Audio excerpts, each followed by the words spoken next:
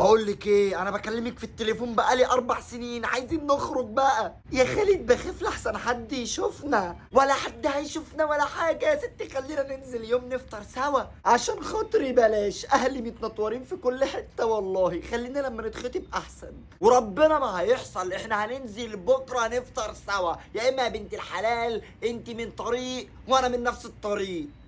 طيب خلاص اللي تشوفه. اهو يا بت نزلنا مع بعض، حصل حاجة؟